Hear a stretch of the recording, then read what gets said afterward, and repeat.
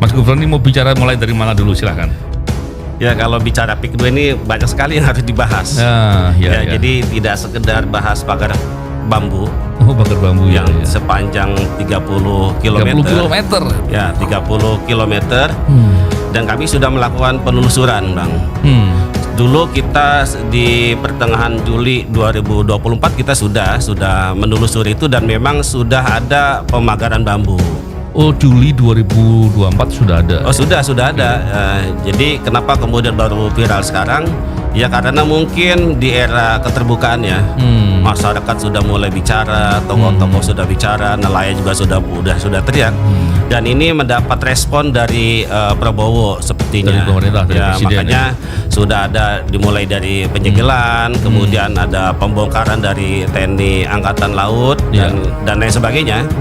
Tetapi bagi kami bahwa pemagaran laut itu adalah bagian kecil dari sebuah rencana besar pengembang untuk menguasai daratan dan juga lautan untuk kepentingan penguasaan itu semua. Tunggu sebentar. Tadi dibilang pemagaran laut kaitan sama pengembang. Tapi di beberapa pernyataan di media pengembang nggak ngaku itu, katanya itu kepentingan nelayan katanya. Terus kalau dikaitkan rencana besar, rencana besar apa itu kira-kira? Karena kalau dikaitkan dengan nelayan kan berarti katanya kepentingan nelayan biar menjaga ikan nggak lari barangkali ya. Atau apa, saya nggak tahu tuh. Kira-kira apa tuh? Jadi memang ada sekelompok orang yang menyampaikan bahwa pemagaran bambu ini dikerjakan oleh masyarakat secara swadaya. Oh, ada yang bilang begitu. Ada begitu, ada pengakuan dari beberapa orang. Dan itu sebenarnya sudah kami sampaikan dalam materi pengaduan kemarin, Bang, ke Mabes Polri. Oke. Ya. Jadi selain ada bahwa ini swadaya dalam rangka untuk mencegah abrasi. Jadi bagi kami itu adalah alasan mengada-ngada, sungguh tidak masuk akal gitu ya. Iya. Dan nyata-nyata mencegah abrasi kok di tengah-tengah ya? Kan biasanya di tepi kan harusnya ya. Tepi pantai kan harusnya. Iya. Jadi makanya bagi kami adalah suatu yang mustahil gitu ya. Jadi sesuatu yang mengada-ngada, dan pemagaran bambu itu jelas sangat merugikan nelayan. Karena berdampak kepada hasil tangkapan ikan. Oh, nelayan juga nggak bisa berangkat dari situ kan, harus mutar ya? Harus mutar. Jauh sekali. Harus mutar dan otomatis memakan ongkos besar karena kan terkait dengan BBM. Oh, iya. Memang kalau dibilang memagari ini kan, saya nggak paham kalau kemudian dilihat dari kepentingan nelayan menjaga abrasi, agak nggak masuk akal gitu ya. Tapi kalau memagari ini biar mungkin publik yang atau masyarakat atau netizen yang mendengarkan ini paham, jaraknya dari bibir pantai ke pagar ini kira-kira berapa meter kira-kira?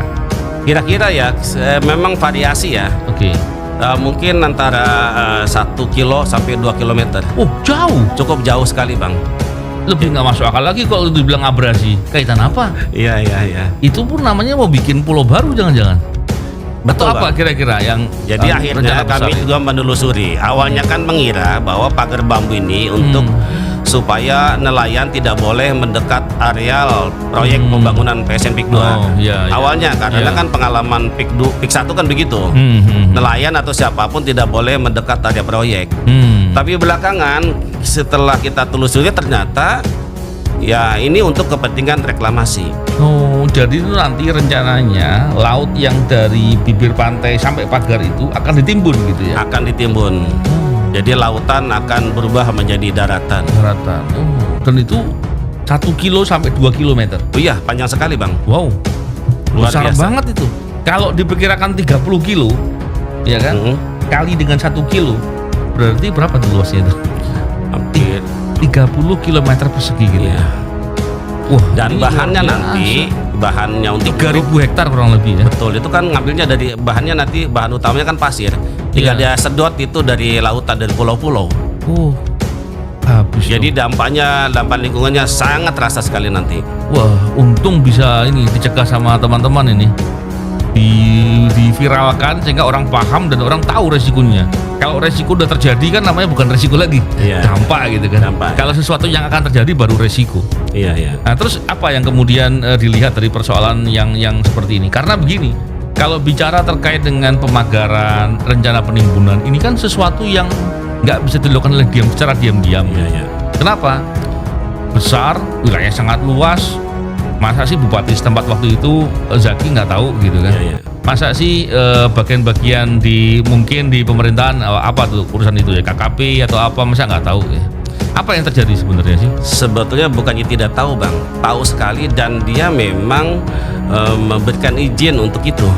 Ada izinnya? Ikut terlibat dalam proses pemasangan pagar itu. Ya terutama Siapa oleh ini? Siapa dari mana nih? ya tentu ya, oleh pada masa bupati sebelumnya.